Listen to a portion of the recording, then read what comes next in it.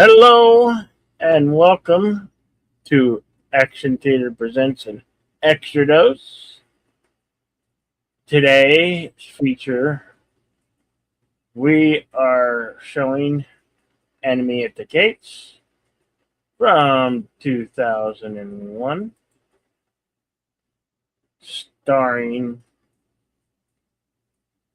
Joseph Fiennes, Judd Law, Rachel Weisz, the late great Bob Hopkins, Ed Harris, Ron Perlman, Gabriel Marshall.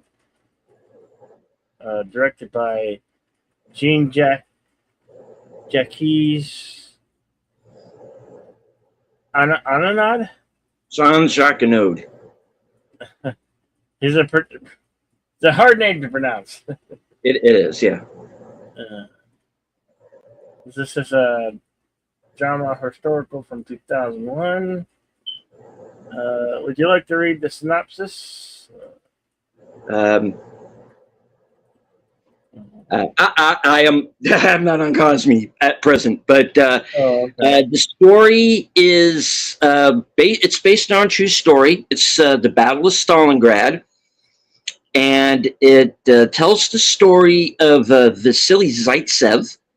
And my avatar today is the real life Vasily Zaitsev, and he basically became the Germans' most feared enemy. He became basically one of the most prolific snipers during World War II. So much so that the Germans sent their own best sniper after him. And that's kind of the mini battle that is taking place during the bigger one, that being the Battle of Stalingrad. And then, kind of in the middle of this maelstrom, it becomes this cat and mouse game between these two snipers. And it's also got this subplot of like, this guy kind of in a way becomes like in a weird sort of a way becomes his press agent at the same time, and is kind of like pumping up his stature even more. So there's a little bit of that, and you've got the political intrigue that's going on in the background. This up and coming military officer by the name of Nikita Khrushchev, yeah, and who's played by Bob Hoskins. And then you get a little romance on the side with Rachel Weisz. So yeah, this is a movie that's got a little something for everybody. There's a little bit of Hollywood in it, but a little bit of just enough of the truth in there too. So if there's anybody here who's watching this movie for the first time, you're in for an interesting treat. Yeah, I'll be watching it for the first time. I've never actually seen it. So. Okay. Say hello to a few friends. Enigma Service. And hello. And of course, Daniel Berry Sports Highlights. Saying, what's up? Happy Saturday. And you guys can follow along, those at home, at our screening room. We can't show these here on YouTube because we're restricted from the rules and regulations of YouTube and copyright law. We don't want to get in trouble. We don't want to get sued. We have to follow the rules, unfortunately. So this is like a fan commentary and general reaction, since I'll be seeing this one for the first time today. So it's pinned right up there at the top on both of our chats. You're welcome to head over there now. I'll give a quick countdown and we'll start this So here we go. 5, 4, 3, 2, and go.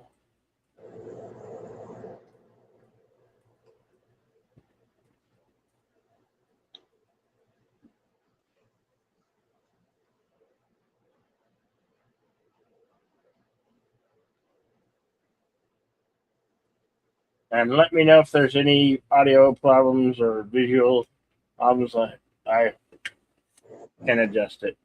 We have the Paramount logo.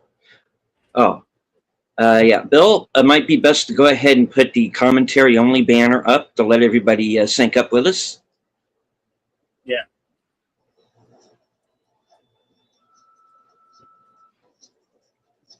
And this is the old Mandalay Entertainment logo, one of those production company logos I've come to miss. Mandalay Pictures, which is now part of Lionsgate. Here.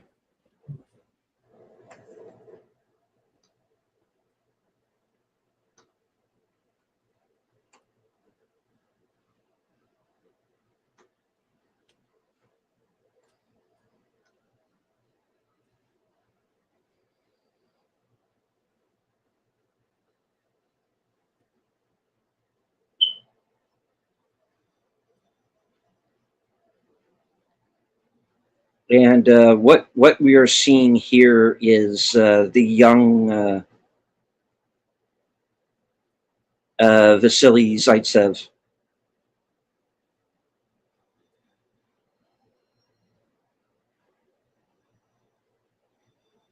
Learning to hunt, basically. Mm.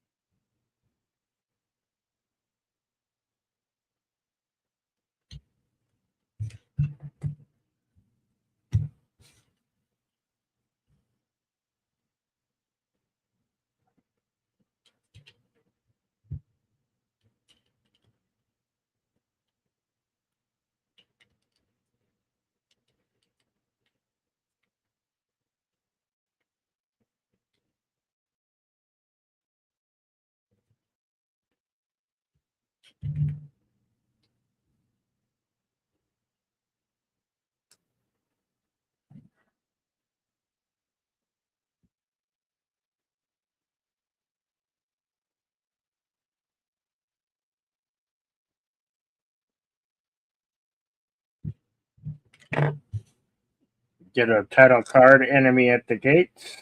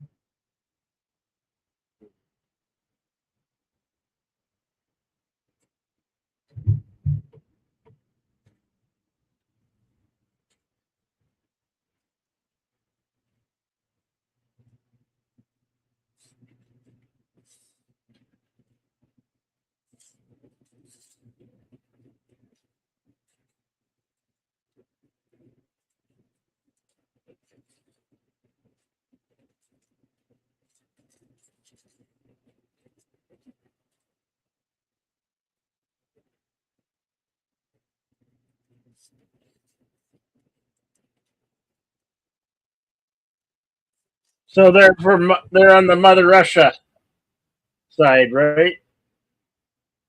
Is that what's going on?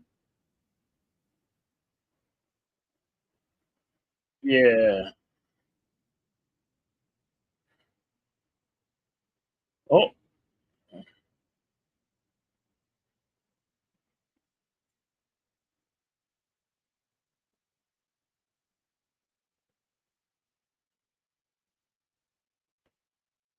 welcome back. So you're muted. You're muted.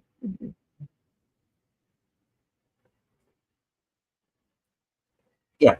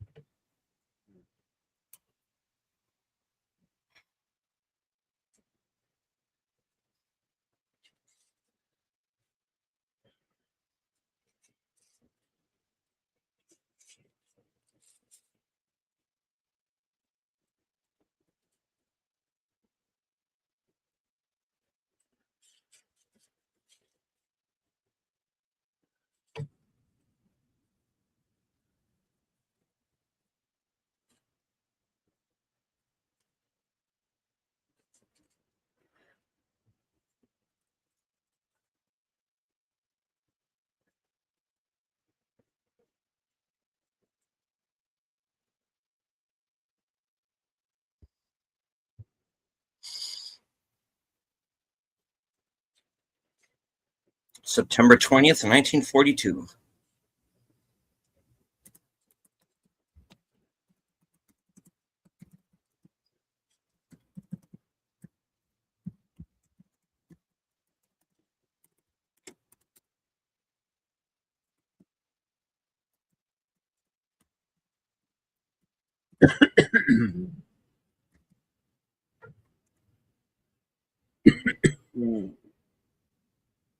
And you're going to see very early on here uh, why the Russians lost so many men right away in this battle.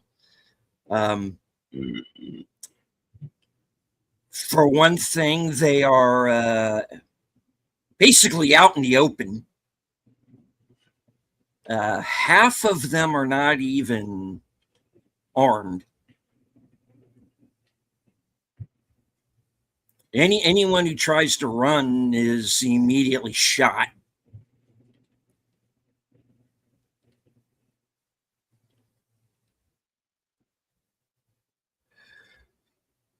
And then there's the Germans to worry about. Yeah. So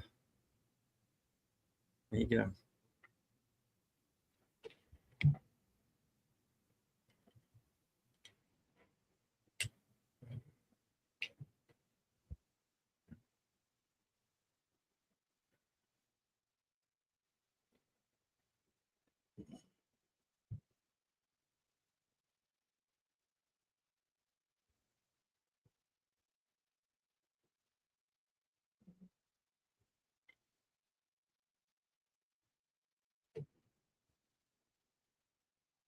Oh, damn! Wow. Yeah, this is getting started off bloody, huh? Yeah, it's got some Private Ryan level stuff in it.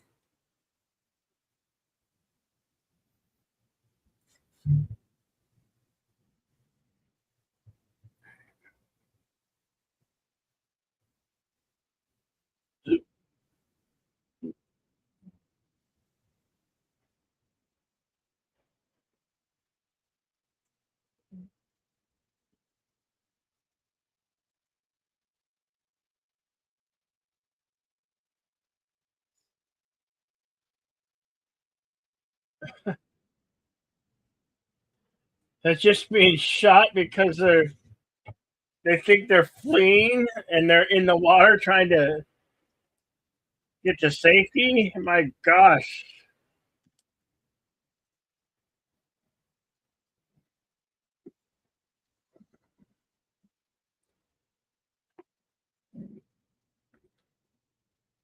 I don't think when you're attacked and you're in the water doesn't qualify as trying to escape service.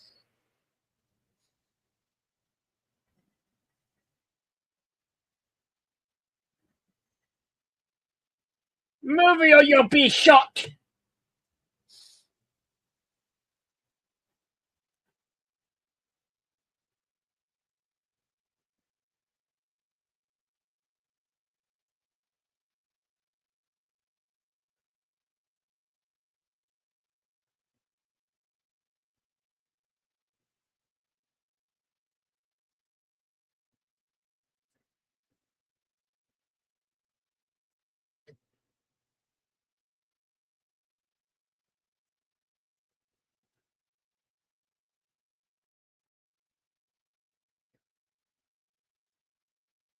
Well, what if I have too many rifles? Damn it.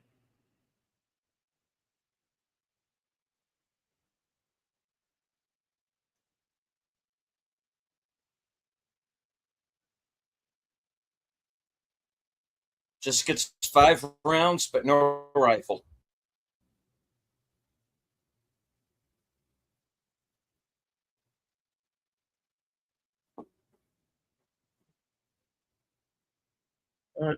They didn't have enough guns for all of their soldiers. Kind of messed up. No.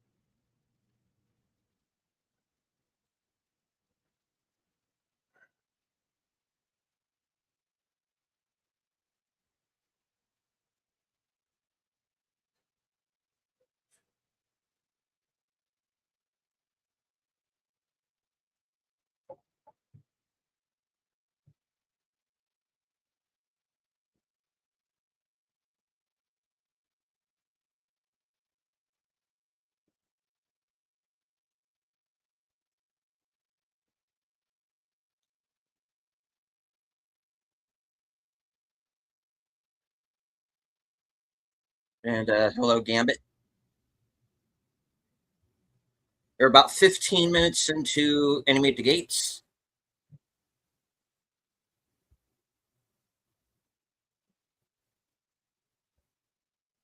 Okay, 12 and a half. Okay. It's pretty intense.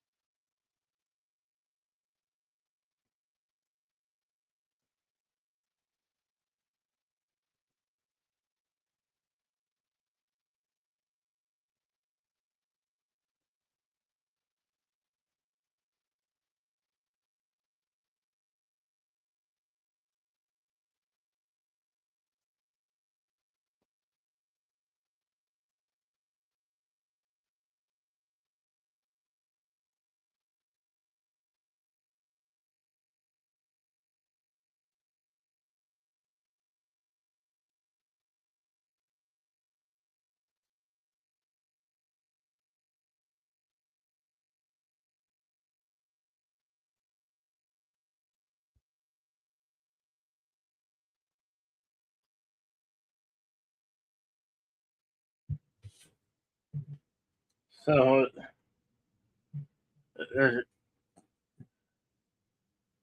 quiet it all down so they could just show part of the battle. Yeah. Hello, Connie Cleary. Good to see you.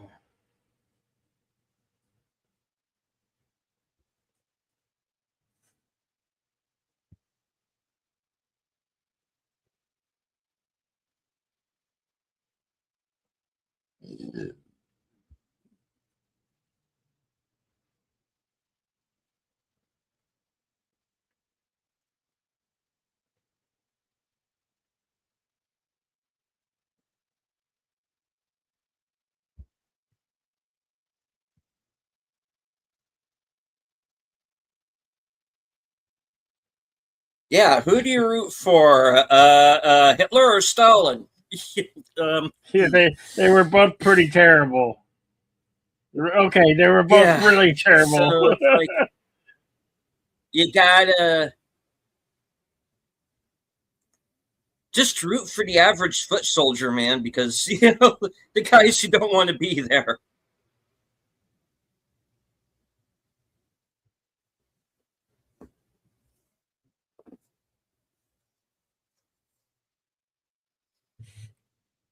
Never was, and will the enemy put his foot in the soil of Stalingrad? That's what it says.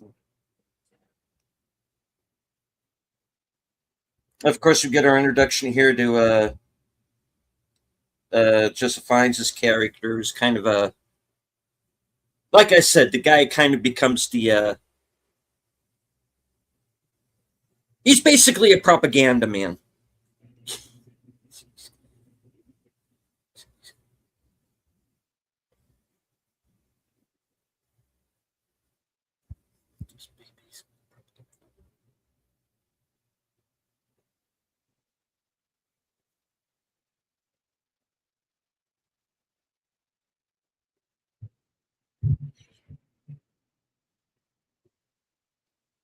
Hello to LDG, dropping by to say hello, give it a like.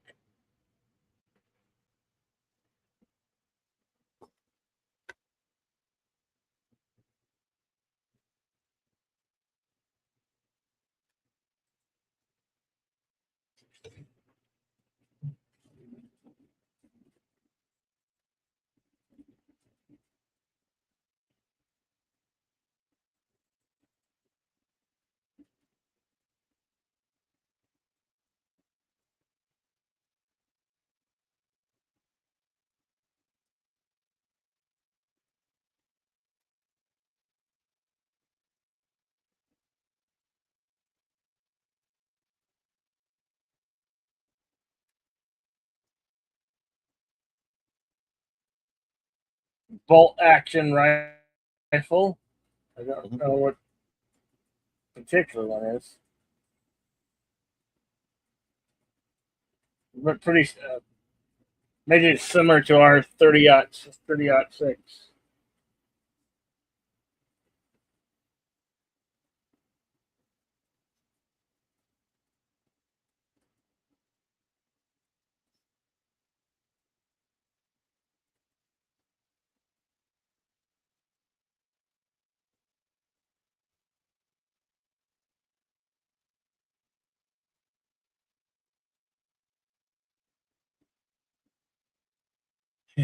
He only got that one thing of bullets too, didn't he? Yep.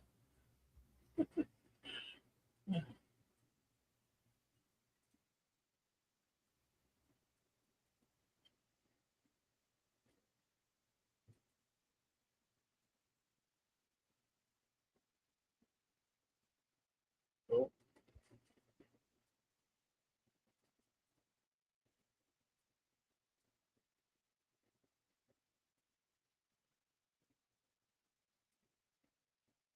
Yeah.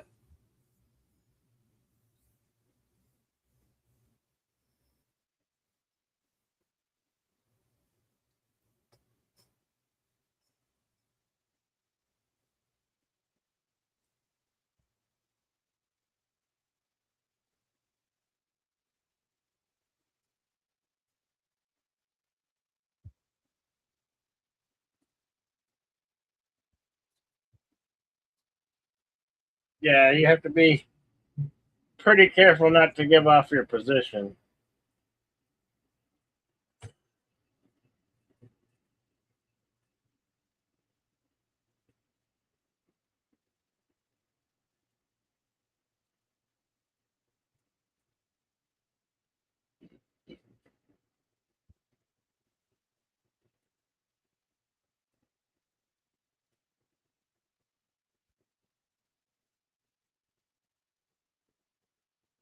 Oh, nice one. Nice shot.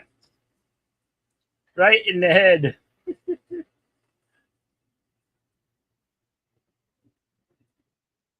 Oh, oh, nice. That's two.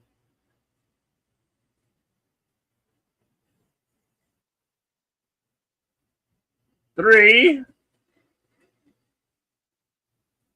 Oh, grenade. Four.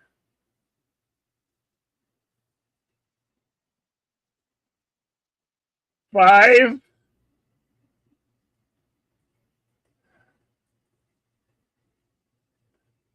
He's probably got what, two or three shots left. No, that was it. That was it. Five. Yeah. 5 was all they gave him. He's got to find more ammo.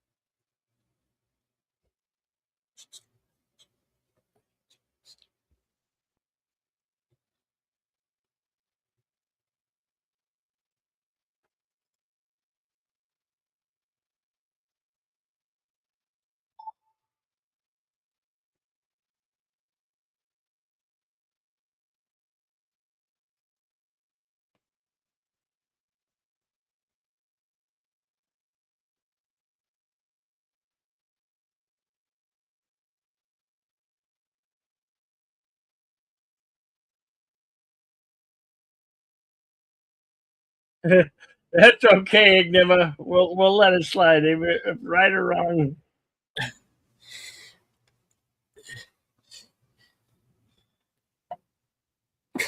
We're not too judgmental on grammar. Yeah.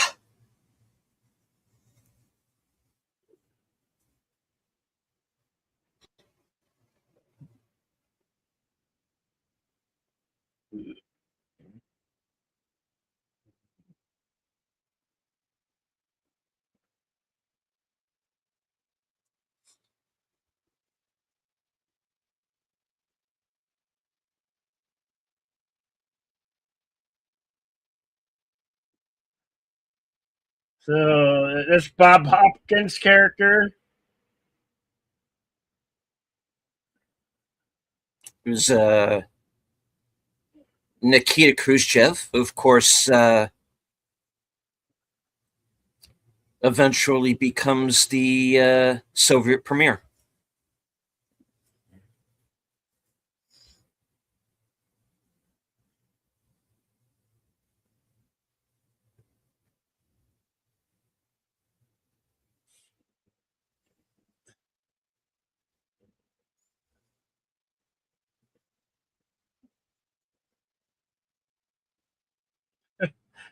Is that name? Is that saying he needs to shoot himself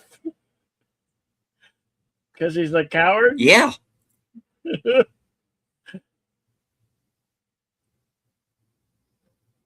did it. These guys, no, this is it. These guys are not dicking around. this is to the death. Period.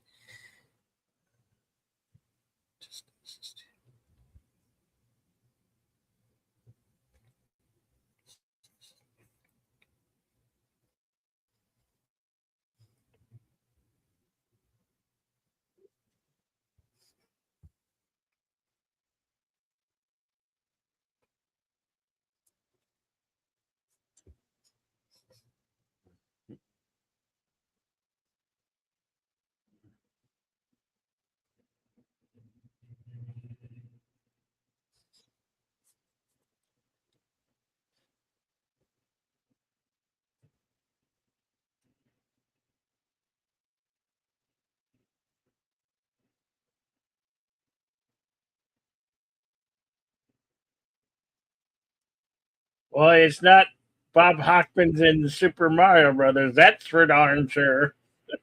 No. Or framing a Roger Rabbit.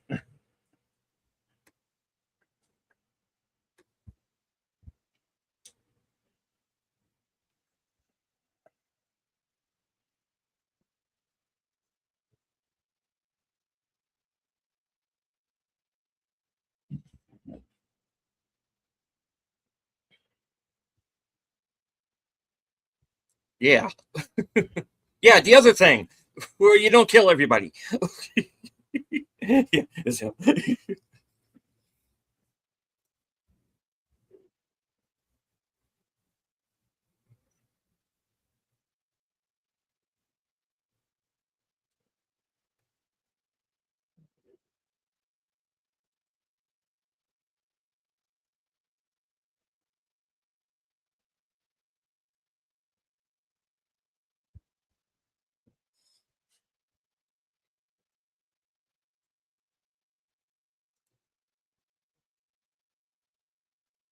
Yeah, he was good. He was good in Cap and Hook.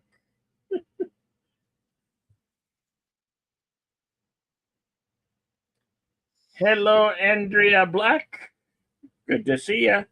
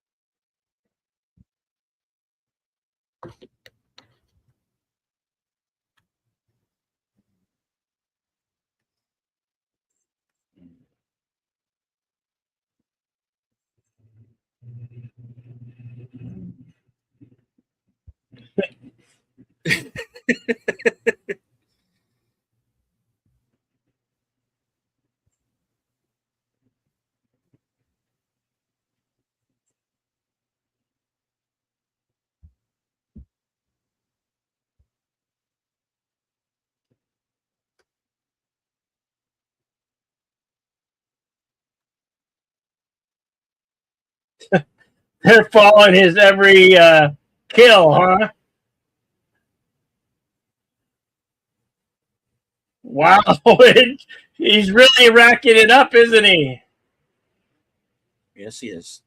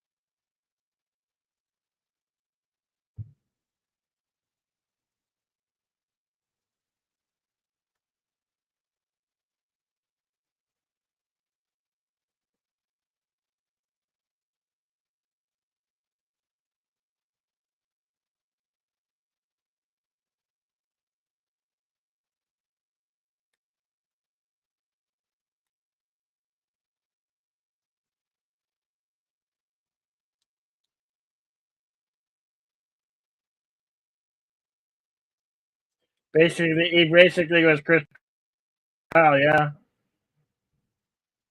Yeah.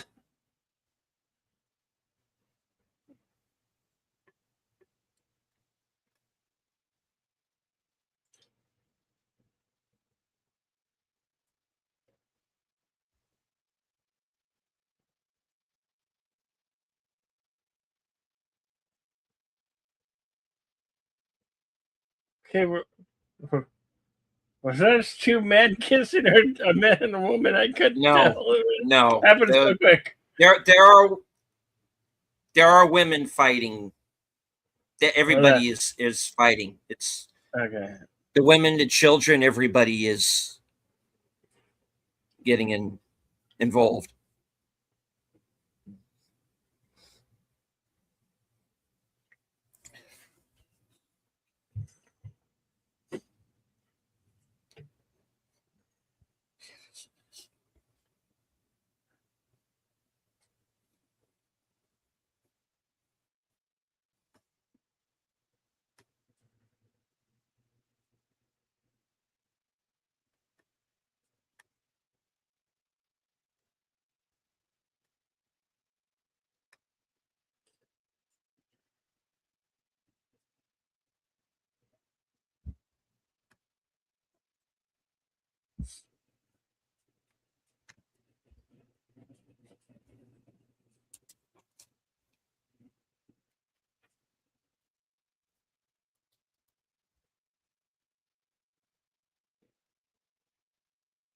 He's got this kid imitating him, like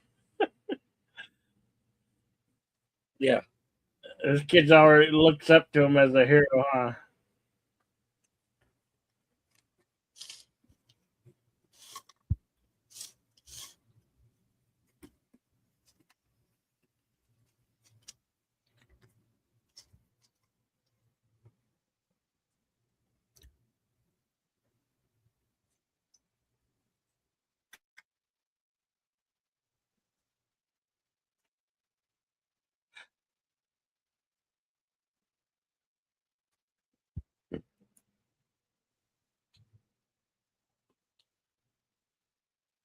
And the woman who's going to break up the partnership. Uh,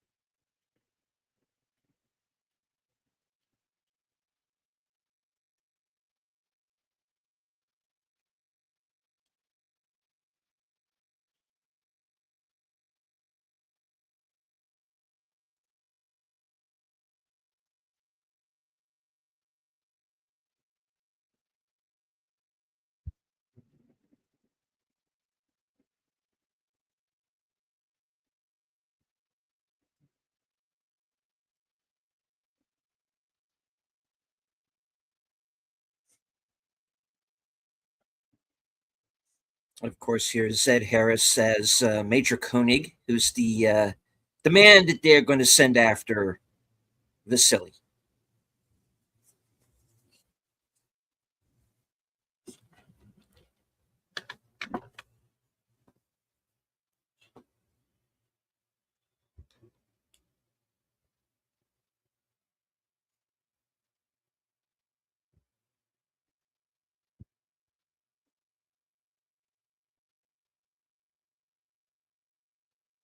German headquarters, must- October 21st, 1942.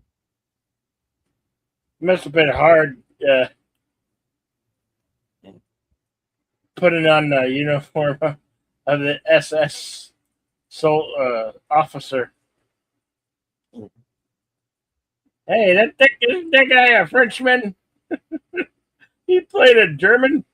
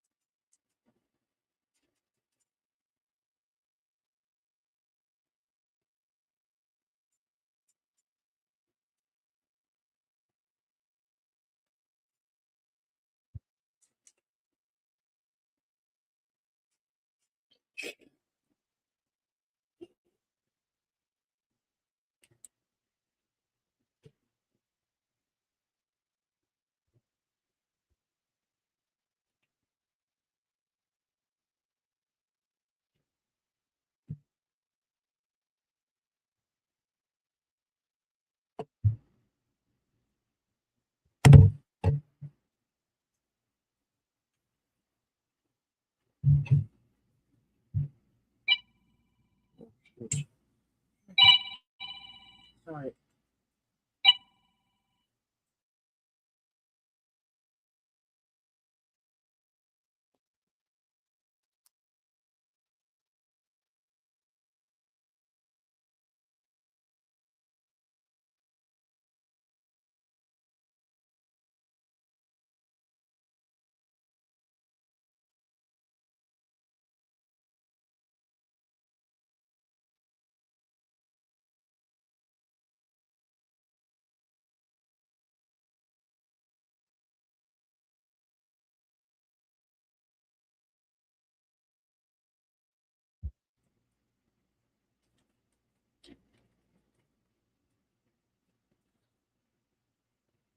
To FKHC 2005, sometimes known as Tim.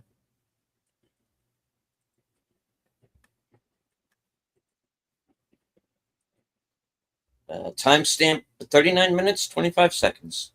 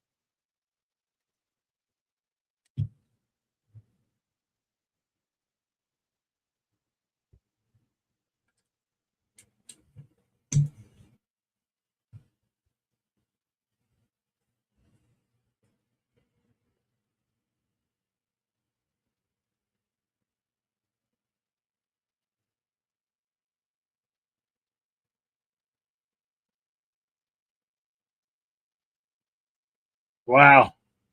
These buildings have really taken a beating from all the bombings, huh? Is that a bust of Stalingrad?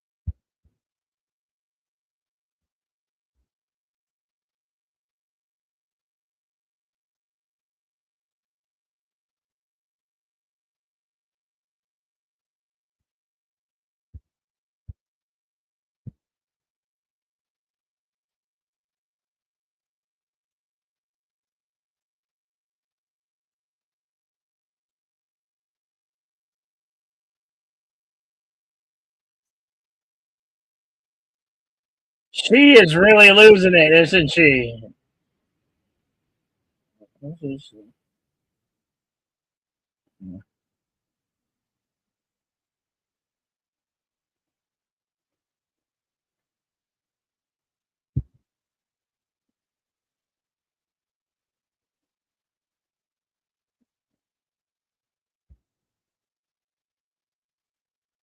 Yeah, you're going all right.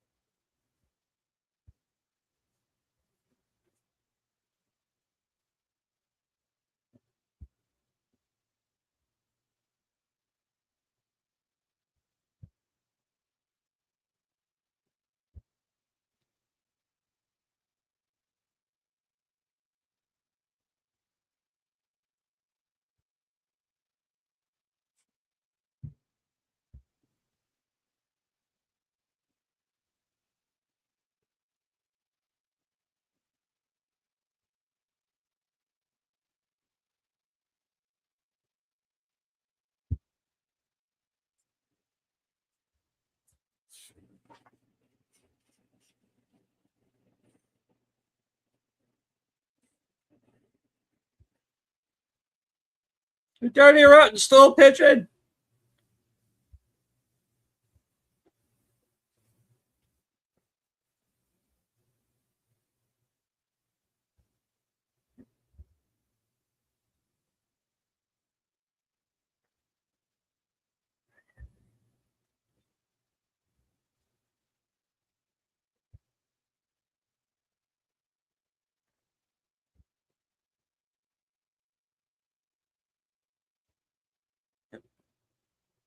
Ron Perlman, Yep.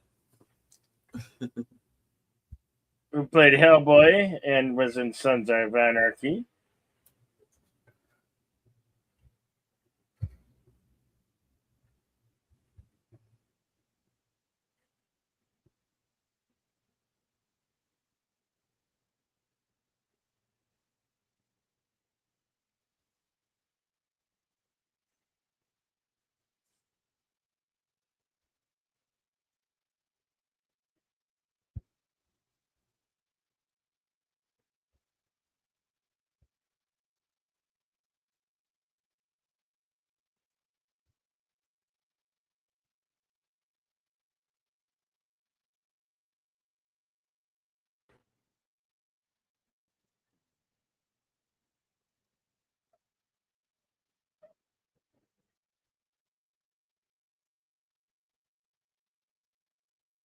Yes.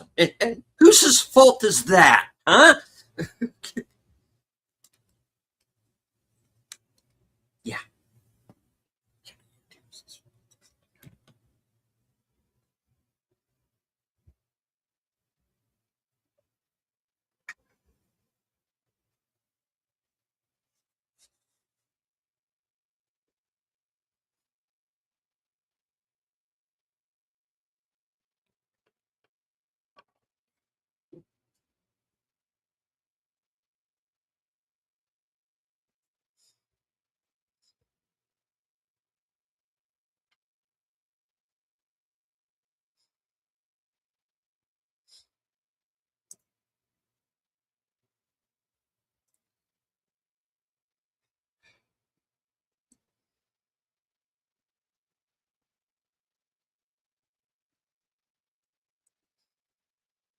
And the best performance of a Russian trained by a German, played by a large Jewish man from LA.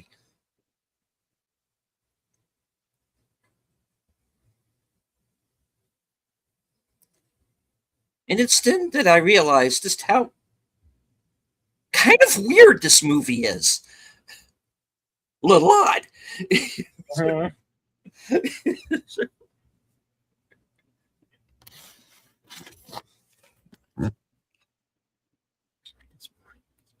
Uh, but we get a look at Sweet Rachel.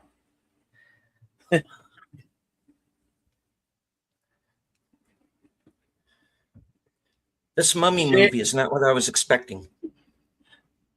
Yeah, she's no clummy librarian here. Hmm.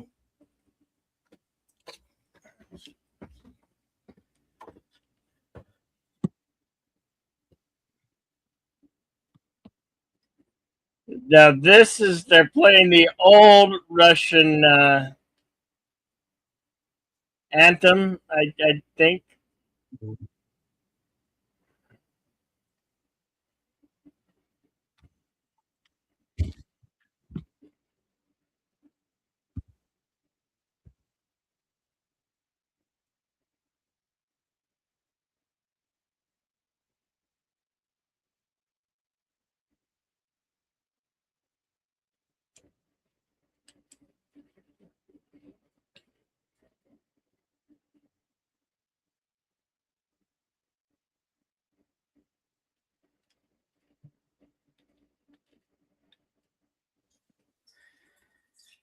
So this is irony. You have Bob Hoskins playing Khrushchev here, and Jude Law's in a movie out right now where he plays Putin. So full circle, I guess.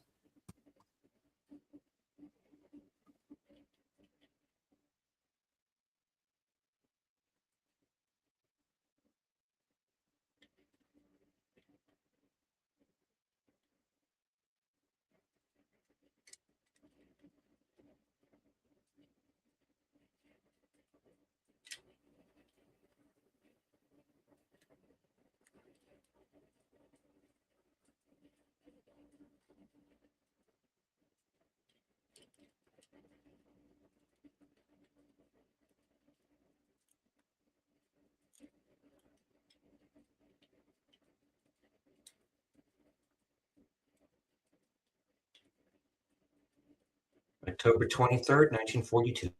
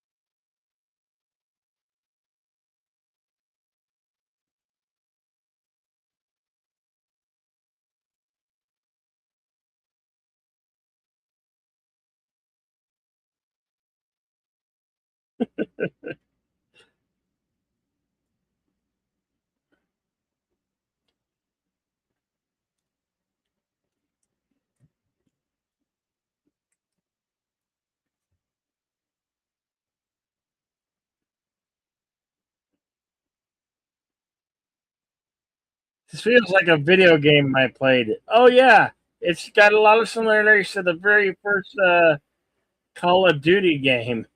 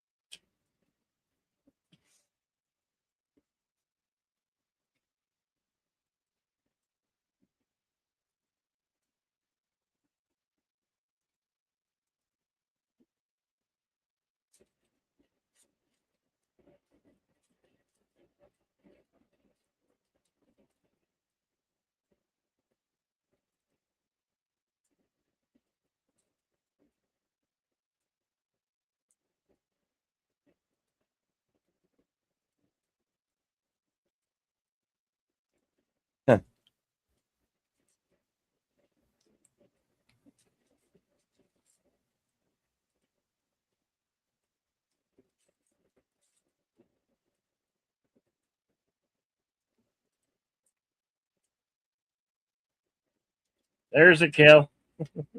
Yeah.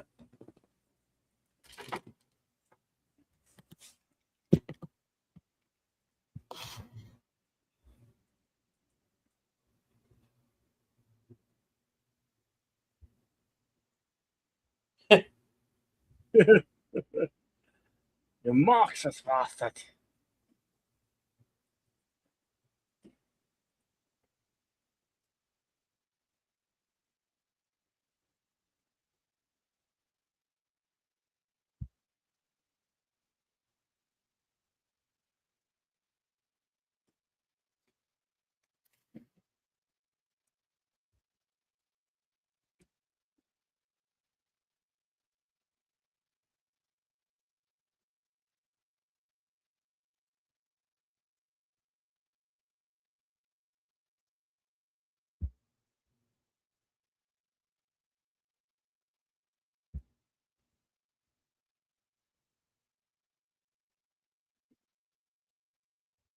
No soup for you.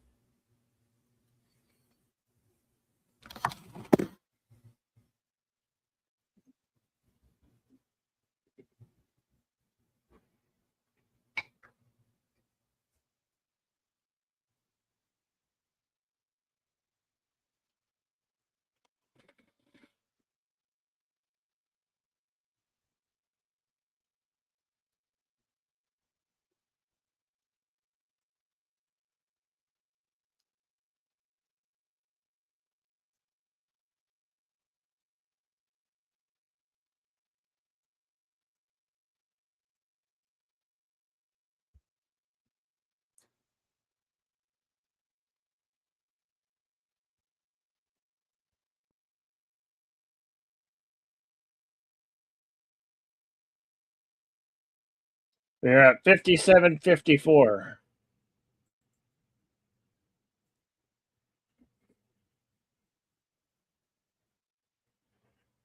There's a kill. Yeah, that was Yeah, a sadly, it German. was their own guy. Yeah.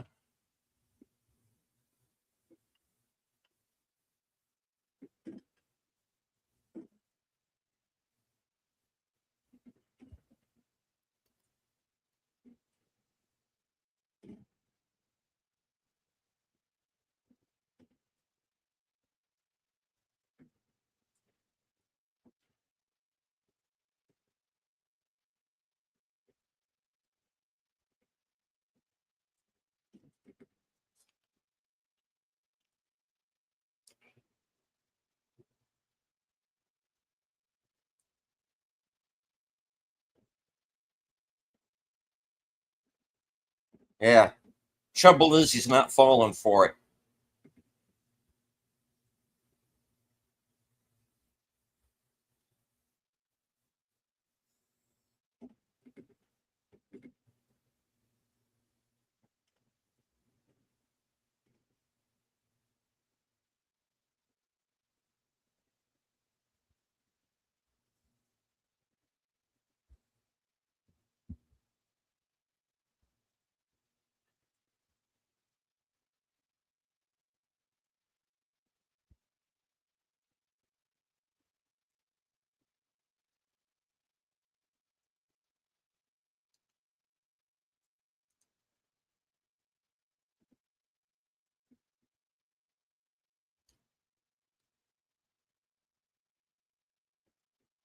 Boom, boom.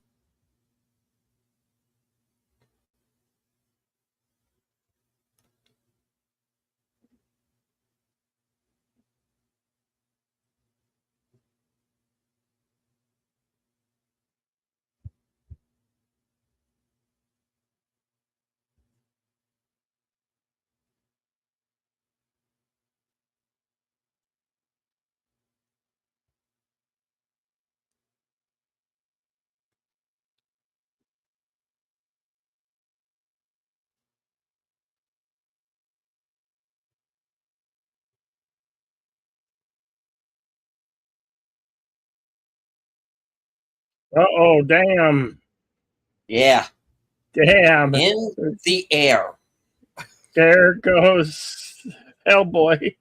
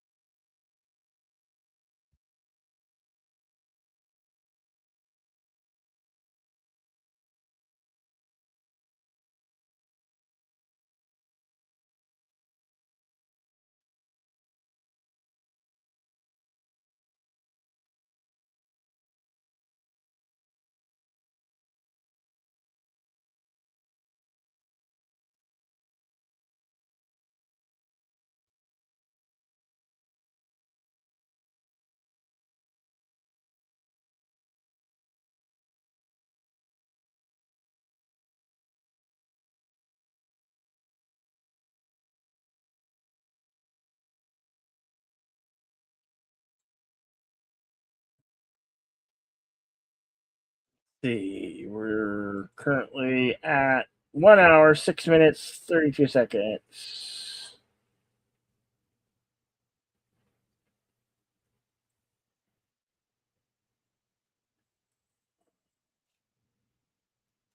Hail FKA 2005.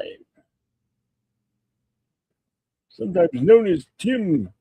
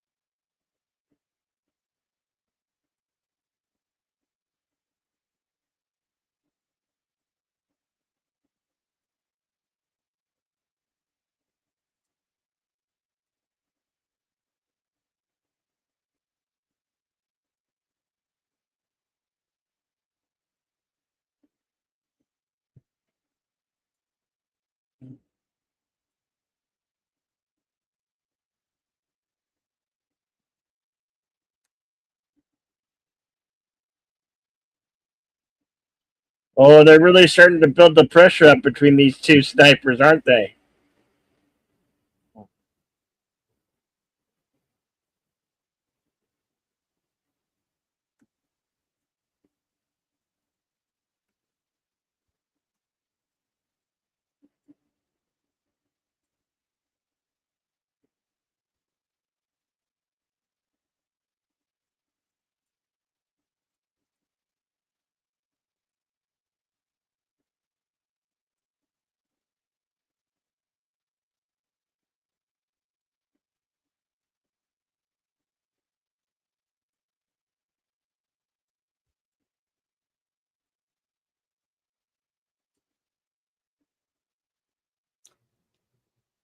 Yeah, that's true, Enigma. We have one in town.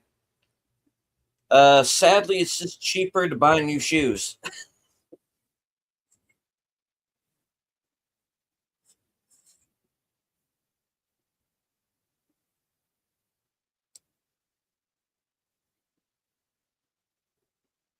Meanwhile, we still have the overall battle.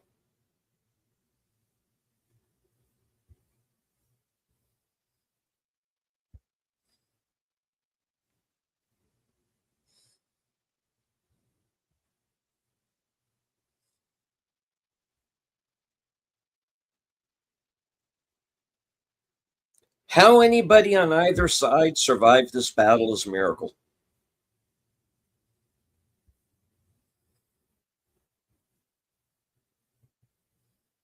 There have been a couple of movies about Stalingrad. This one's actually called Stalingrad that came out in, I believe, '93. Yeah. That's actually quite good. And there was another one a few years ago that I've seen clips from. That's from what I've heard is a bit of a CGI mess.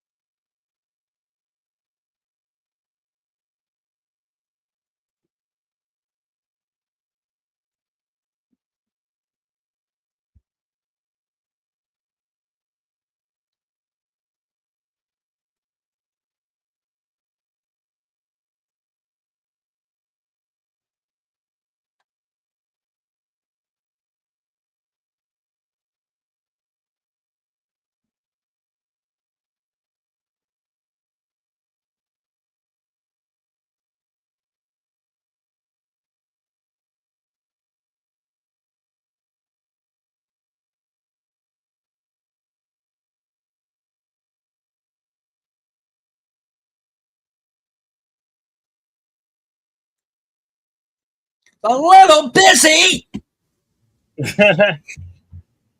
Yeah.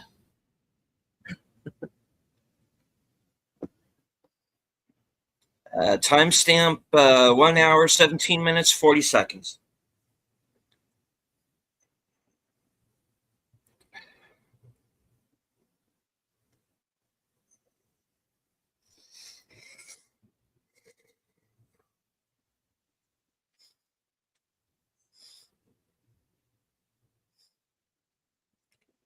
Oh,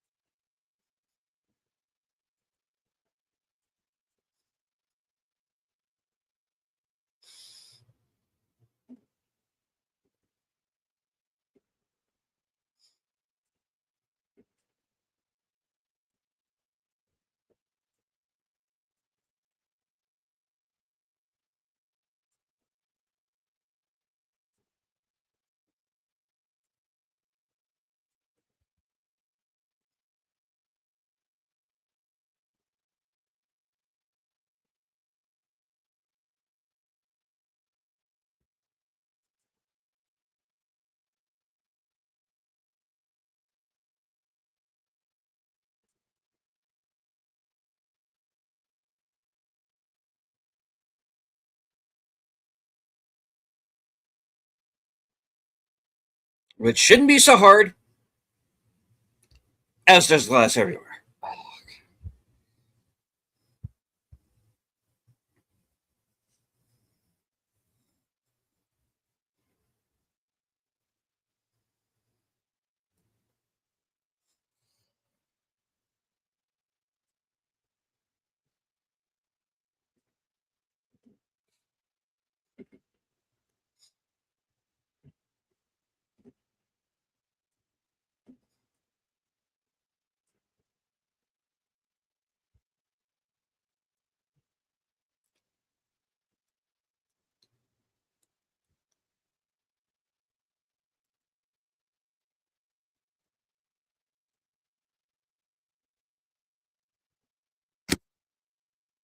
Oh,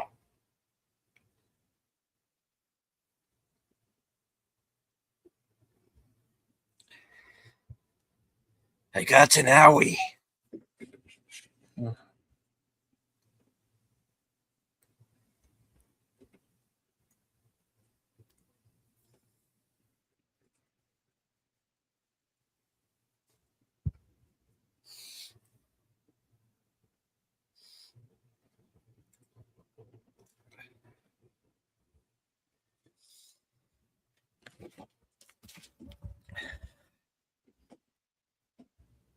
You know, it's at times like these where I think of the time when Steven Seagal said, "You call this shot? This ain't shot. No bullet here." Sorry.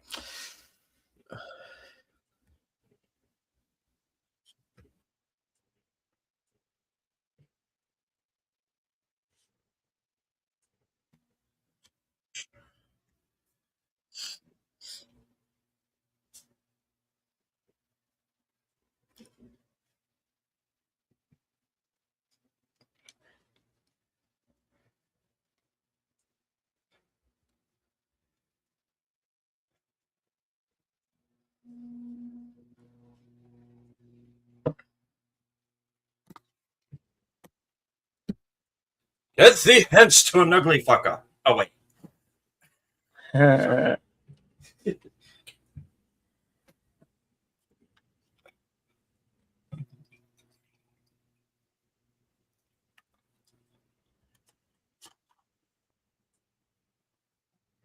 Yeah, why are you helping the Germans?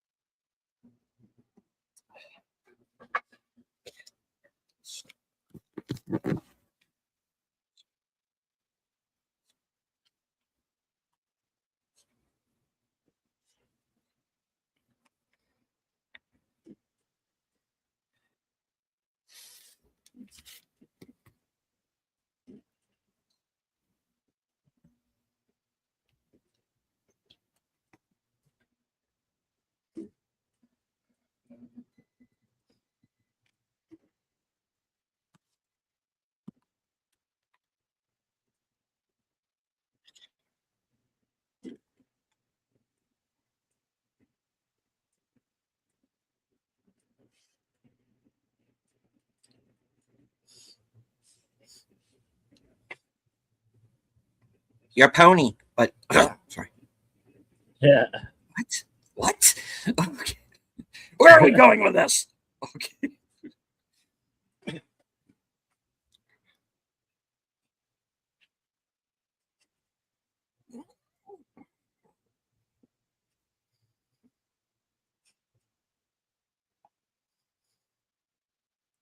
Shoot more wolves. Yeah.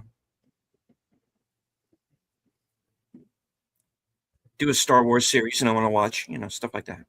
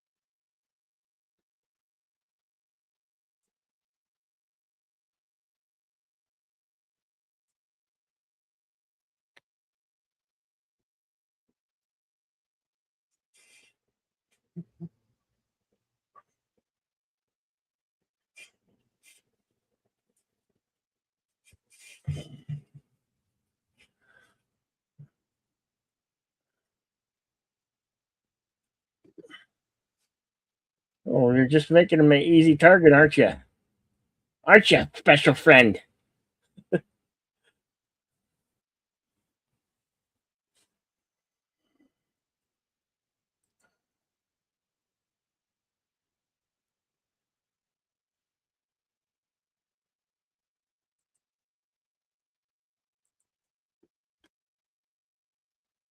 Oh boy. Yeah, this is going to be a little awkward.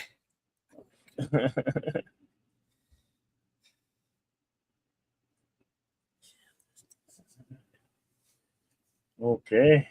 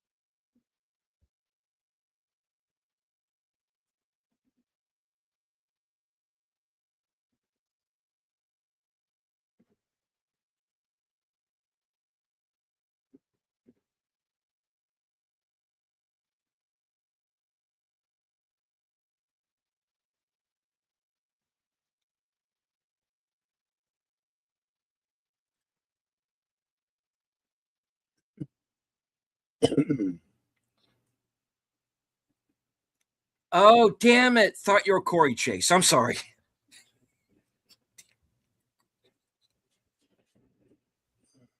No, no, you don't. No, you don't. No. What? 1 hour, 30 minutes, 10 seconds. Yeah, Times 10. getting towards the end, coming towards the final, the last act.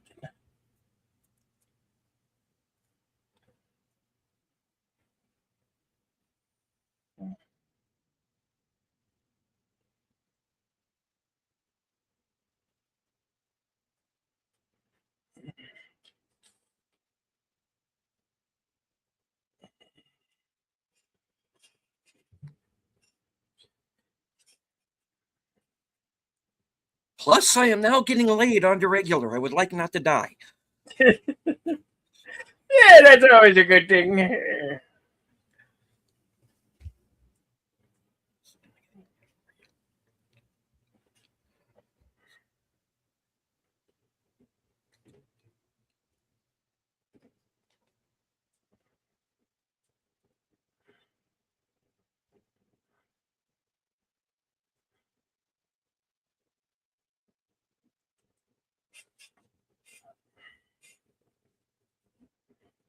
Do the math, punk.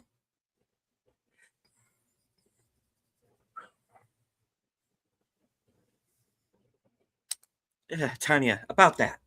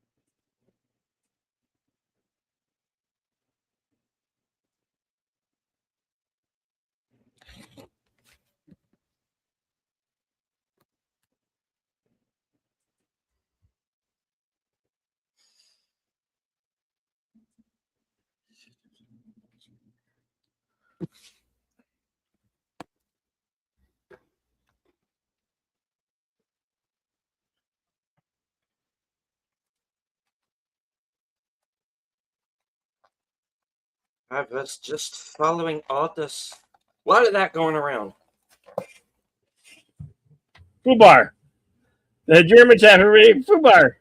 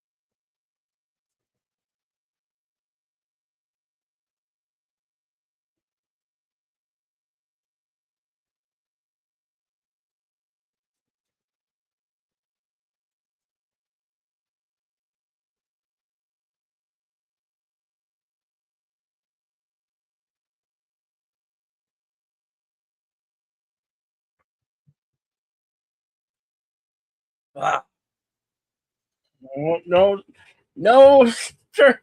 Sleeping on the job.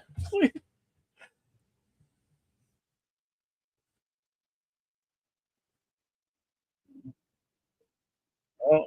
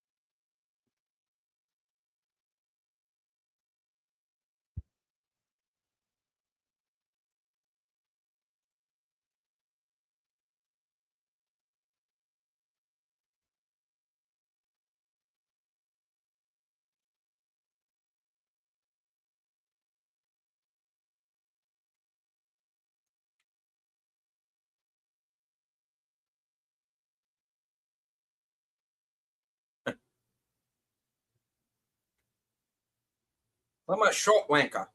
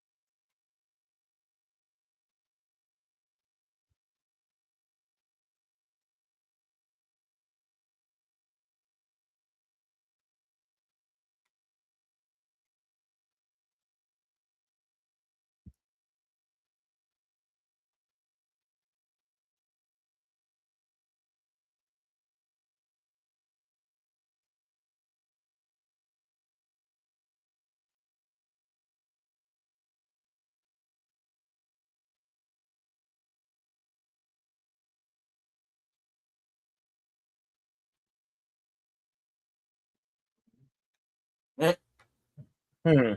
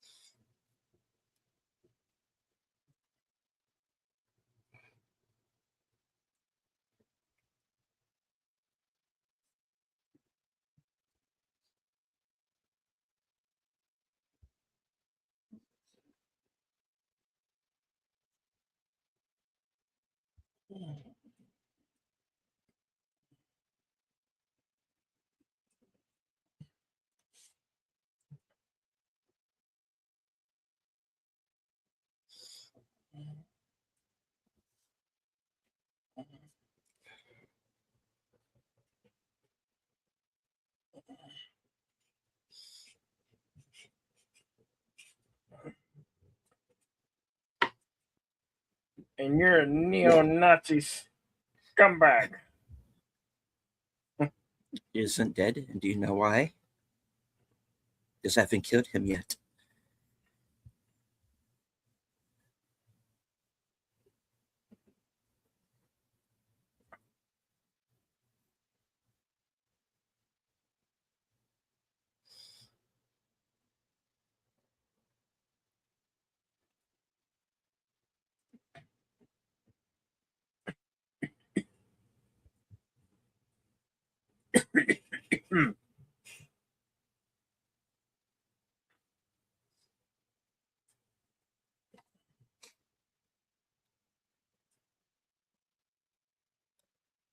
Coming in from the east, below radar. When will you be back? I can't tell you that. That's classified.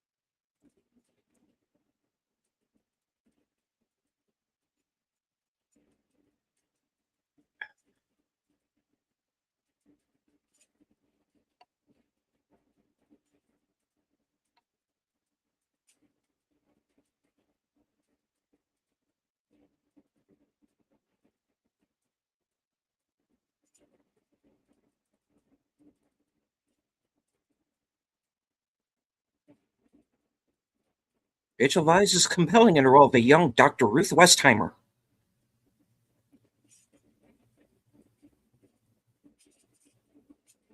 I'm not kidding. Ruth Westheimer is like a sniper in war.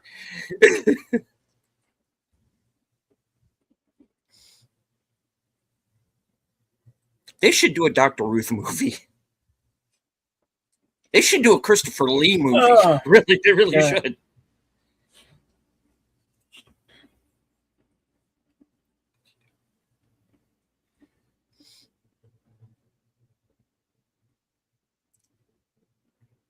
Don't get weird on me, lady. Good luck. We're all counting on you. Oh. Yeah.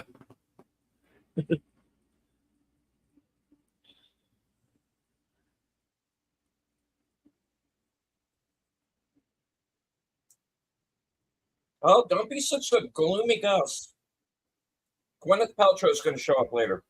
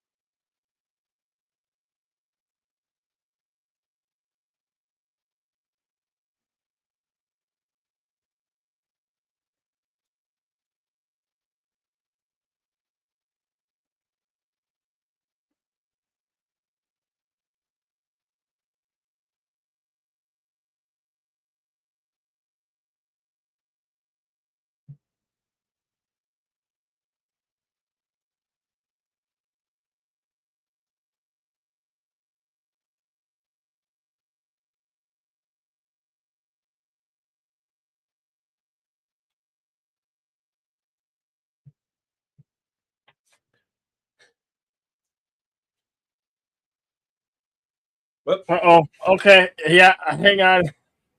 It looks like we had a technical difficulties. Sorry about that. It happens. I don't know why it happens, but it does.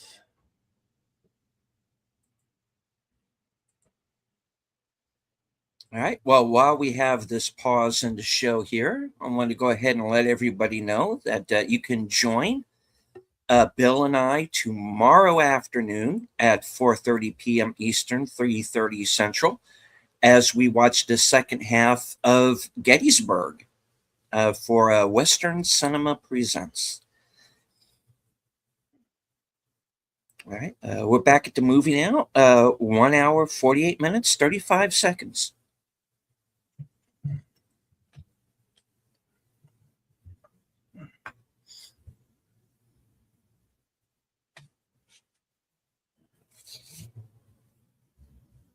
I hear the secrets that you keep when you're talking in your sleep. Oh, and demonetized.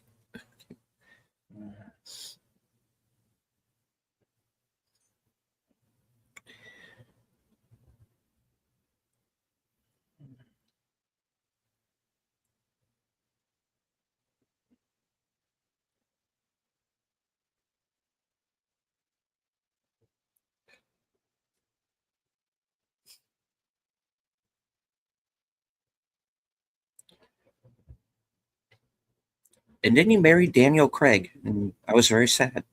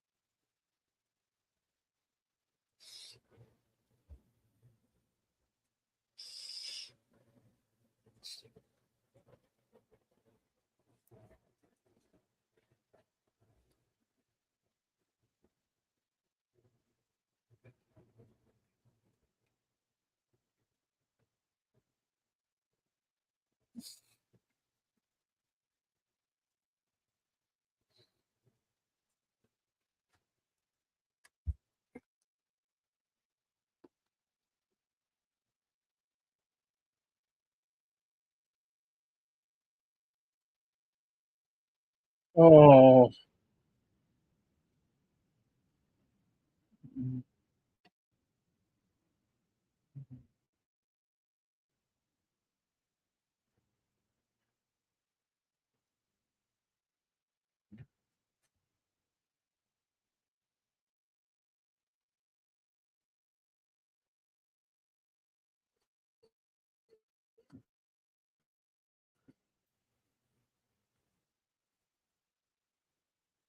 She's pissed. Oh, she's pissed.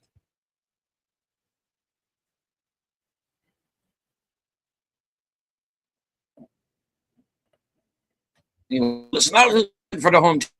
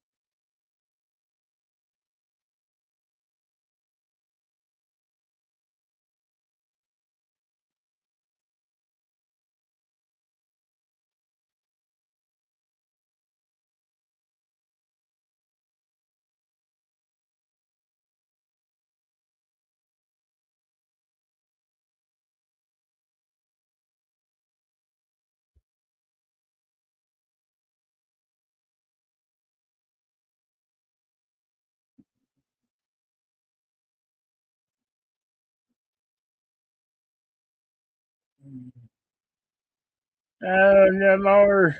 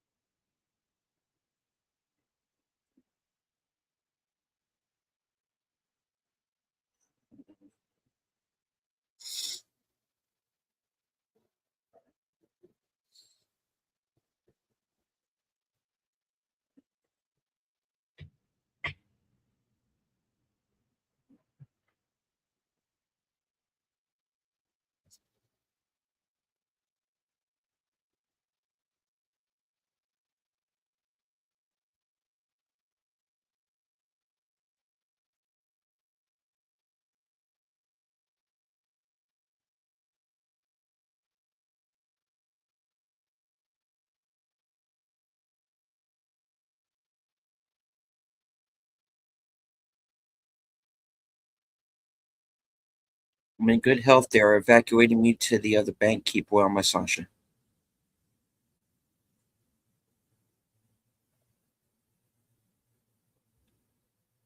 And then. And then. No, and then.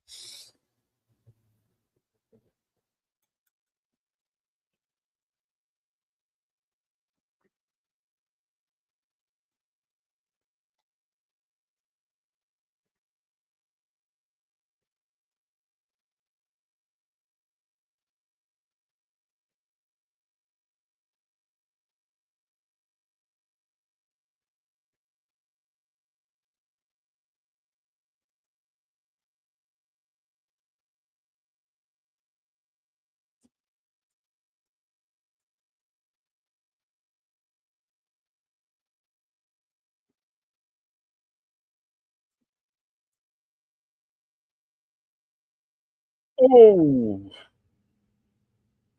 Oh.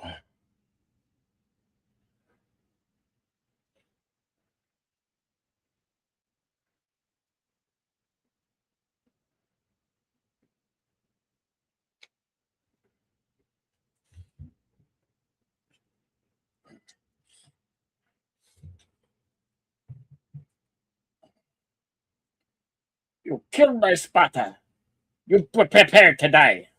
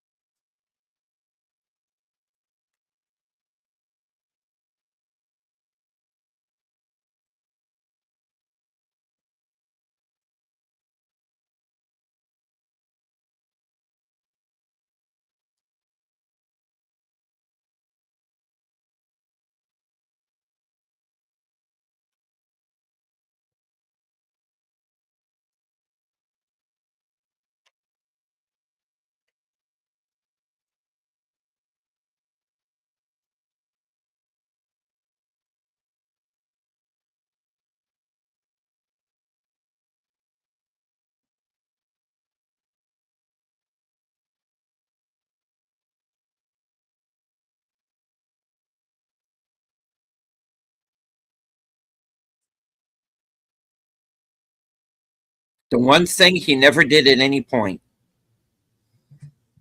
Yep, you moved. Feeling exposed, Major?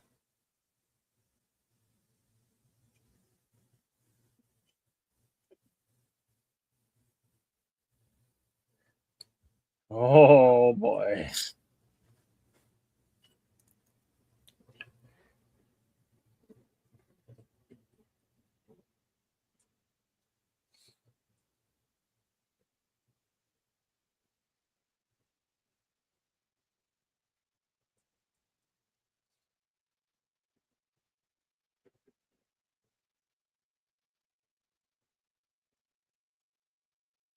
Oh.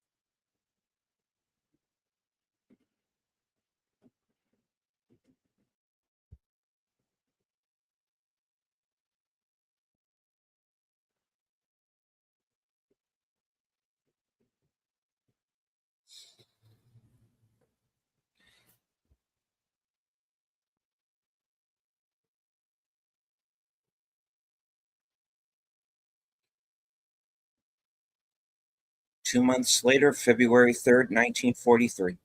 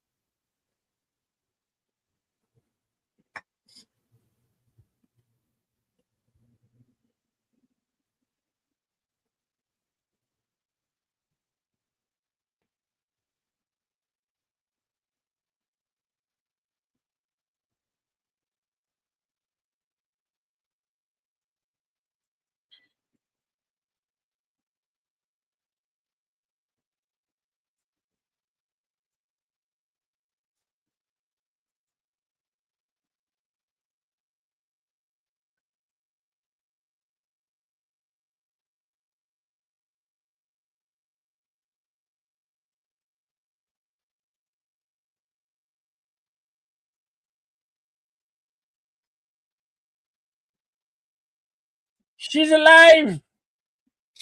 Yep.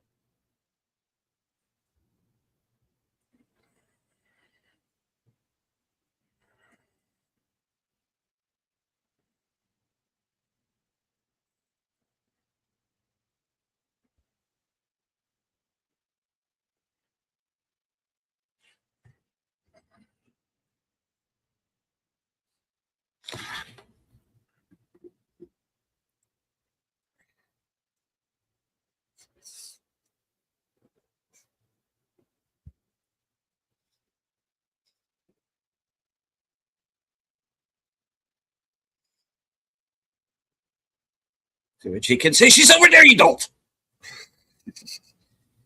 Yeah, why they lie? With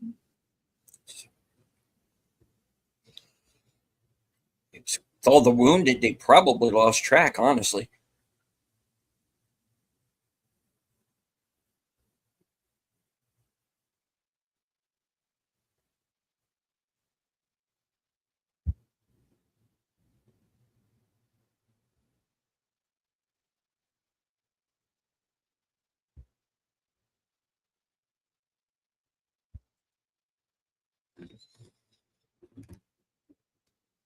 Several times decorated with the Order of Lenin, Vasily Zaitsev was later elevated to the rank of Hero of the Soviet Union.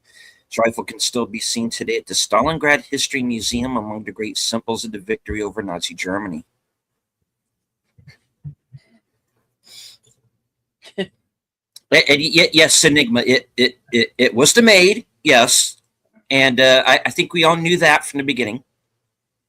So, okay.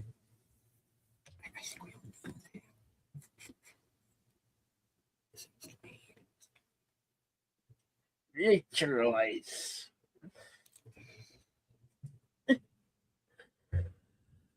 R.I.P. Bob Hoskins.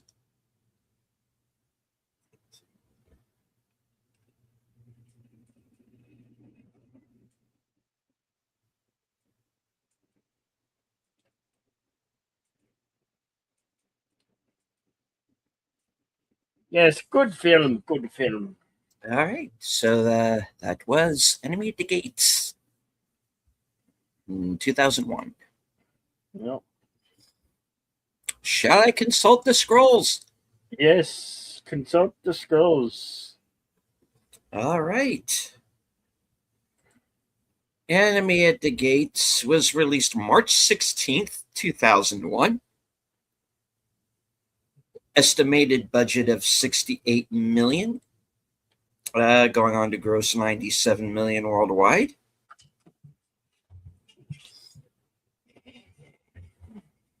Was nominated for a Harry Award, whatever those are. Motion Picture Sound Editors nominated for a Golden Reel Award, Best Sound Editing for a Foreign Film. Nominated Best Cinematography at the British Society of Cinematographers.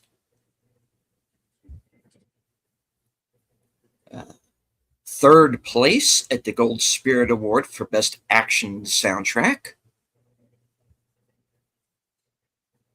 Nominated for 3 European Film Awards, Jude Law for Best Actor, Rachel Weisz for Best Actress, and Best Director for Sanjak No. All right.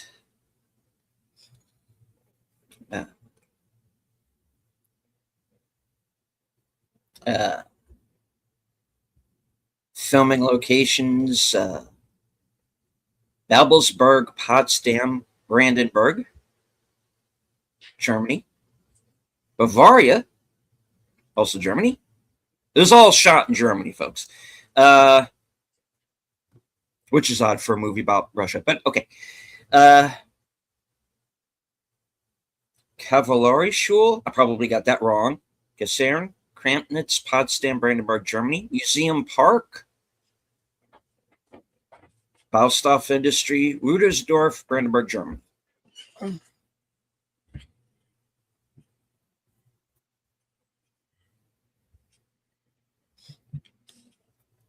right, on to the trivia. Enemy at the Gate was the call for resistance in 1941 when the Nazis besieged Stalingrad, now Volgograd. Stalingrad resistance stopped the Nazis, and the words "enemy at the gate" became a call for anti-Nazi resistance everywhere. Same words are used in the book "Enemy at the Gate: The Battle for Stalingrad" from 1973 by William Craig, which also documents the real-life war exploits of Vasily Zaitsev. On the Blu-ray copy, there are several featurettes about the making of this film. In one of them, director Jean-Jacques Annaud said there were only 3 pages of the entire book devoted to the sniper battle between Zaitsev and the German sniper. Most of the characters in the film are based on real people.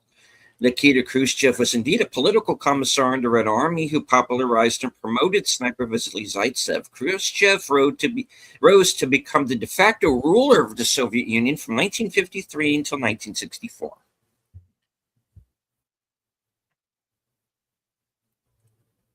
The character of Ludmila is a possible reference to another famous Soviet sniper, Ludmila Pavlichenko, who had over 300 kills, even more than that of Vasily Zaitsev, who had around 257.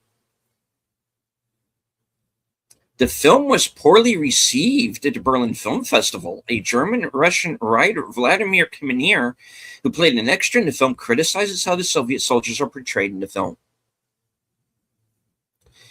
Major Koenig, played by Ed Harris, can be seen wearing gloves with the index finger and thumb on its right hand removed. This was quite common for snipers in cold conditions, as it helped prevent frostbite in the hand, also allowing them to make delicate changes to their weapon and ensuring a smooth trigger squeeze.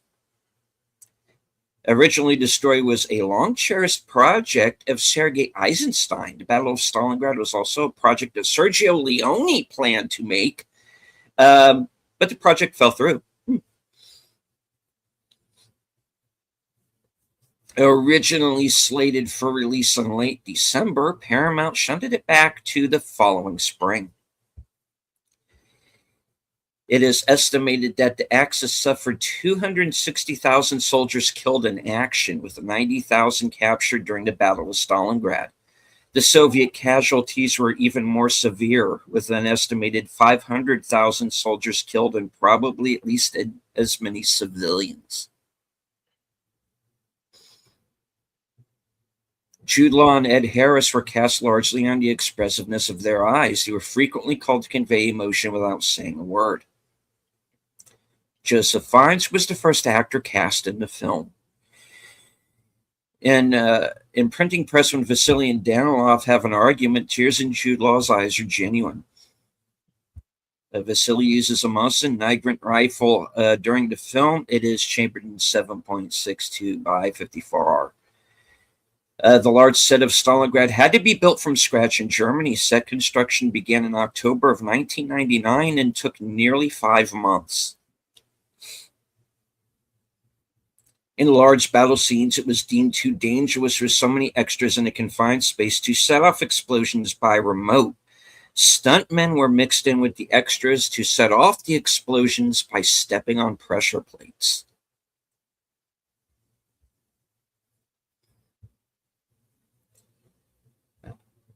At 54 minutes, 10 seconds, one of the snipers burns his fingers on a field stove and quickly rubs them behind his ears. This is very realistic, as there is usually body oil accumulating there and it would ease blistering. And touching the earlobes after burning your fingers will help transfer some of the heat away, thereby easing the pain. The wreckage of a German aircraft outside a department store scene is a Cybel Si-204, a light military transport built in small numbers. It is consistent with the period and the markings are authentic for the Russian front. It was built in France and Czechoslovakia as well as Germany, and many were operated by both civilian and military air fleets until the 1970s. It is clearly a mock-up, however, and the tailplane is wrong. It is a single tailplane and 204-headed twin tail. One of the trailers made for the movie used several musical themes from Nixon. Ed Harris and Bob Hoskins star in both movies.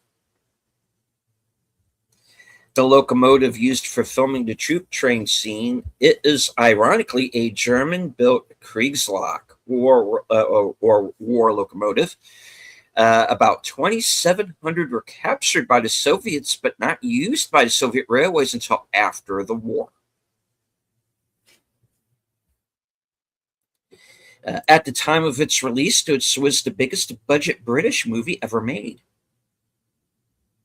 The film depicts Zaitsev as a bit of an unschooled simpleton from some backwater part of the country, but who knew how to shoot a rifle.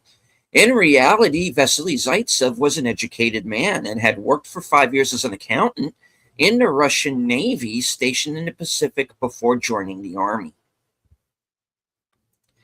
In the film, Zaitsev and his comrades seem to be exploited by the communist leadership, seemingly being thrown into the horrors of war, ignorant of what they were facing, viewed mostly as nothing more than cannon fodder. According to Vasily Zaitsev's own writings on the war, however, he and his comrades in the Navy for a long time begged their superiors to transfer them to the army so that they could fight at Stalingrad, knowing full well what they were volunteering for. Having served for years in the Russian Navy before being transferred to the Army, Zaitsev was proud of his naval background and wore his blue and white striped Navy shirt under his uniform during his time in Stalingrad. Outside of Vasily Zaitsev's own accounts of the war, there is no evidence of the existence of Major Koenig,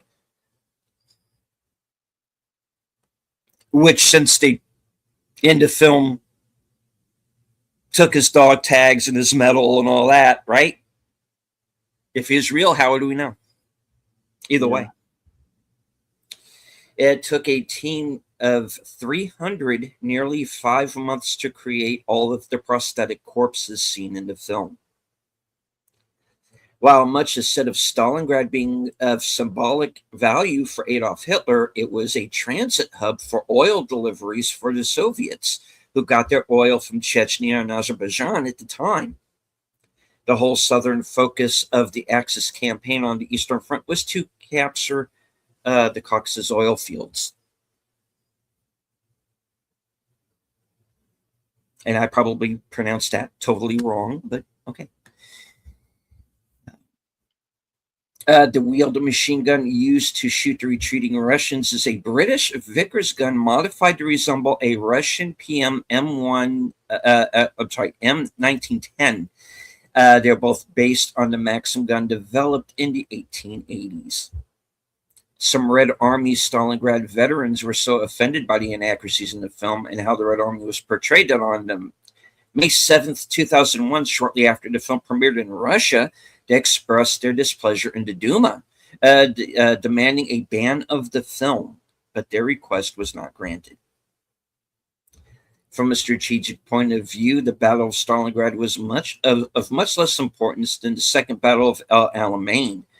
The Allied victory at El Alamein won the North African campaign, won the Battle of the Mediterranean, ended the siege of Malta, and prevented the Axis from invading Egypt, saved the Suez Canal, secured the Middle East with its vast oil reserves, because fucking of course they did, and made possible the invasions of Sicily, Italy, and southern France, thus greatly helping to ease the D-Day invasion.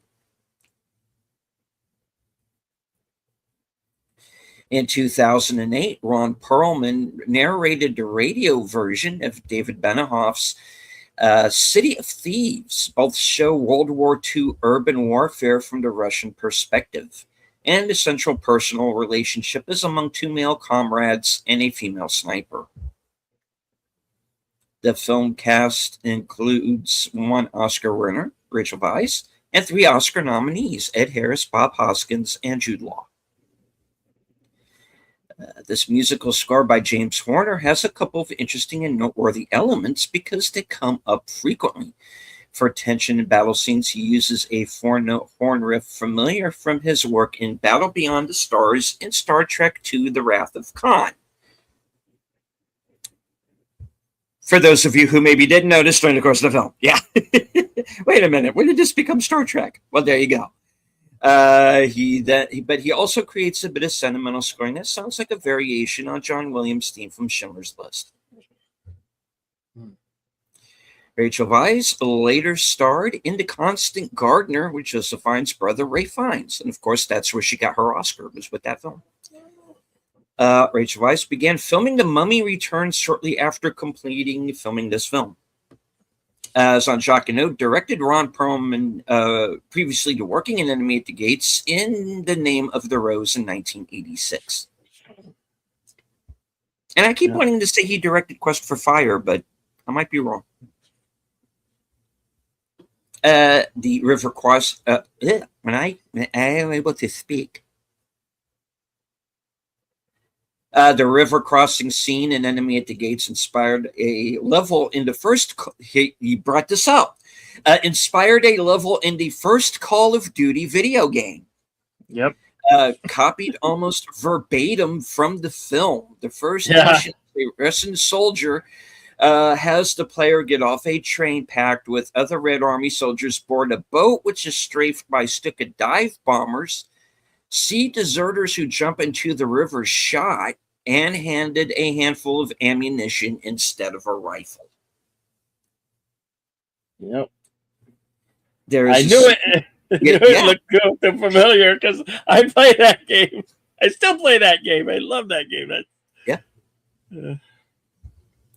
There is a scene where Major Koenig sees wounded German soldiers on the train across from his. He lowers the shades somewhat disdainfully so he doesn't have to look upon their misery.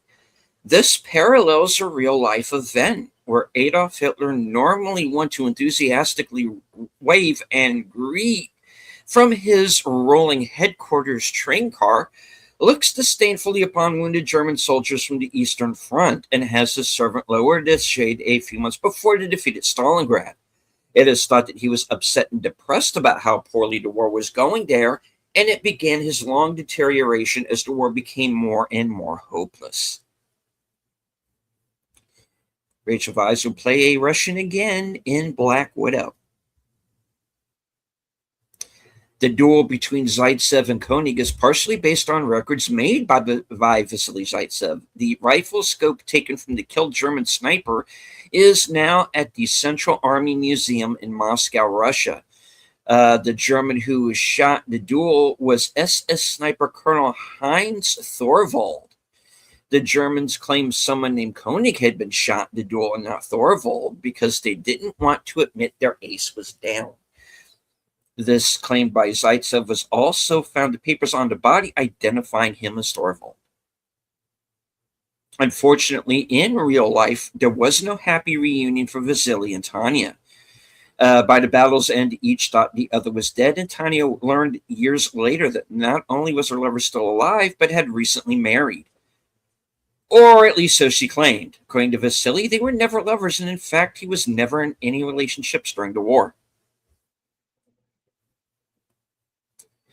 Throughout the film, the only times Vasily is ever seen killing anyone is at the beginning in Stalingrad when he meets Danilov, and at the end when he kills Koenig, with the first being the only scene showing his sharpshooting prowess.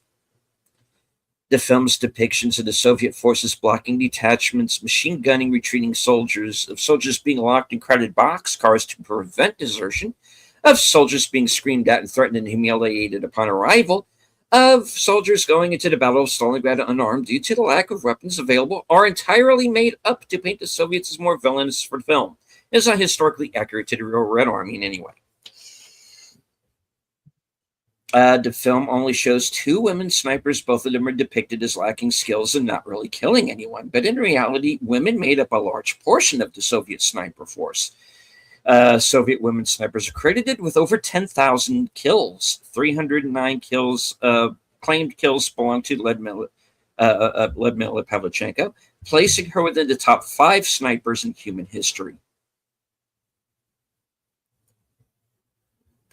This movie marks the second time that Ron Perlman works as on Jacques Hinault, the first being in 1986 with The Name of the Rose. On both occasions, Perlman's characters die.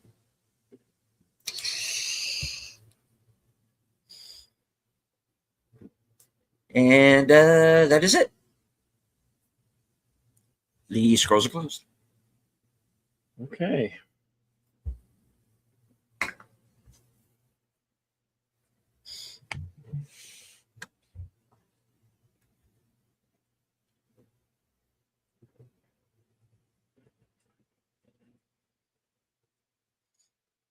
He tested me. What? Yeah. Okay. Lies. They got married and had many little Russians. Yeah. So yeah, tomorrow I got the second part of the Gettysburg conclusion on Western Cinema presents, and then Monday with the longest day. Yeah.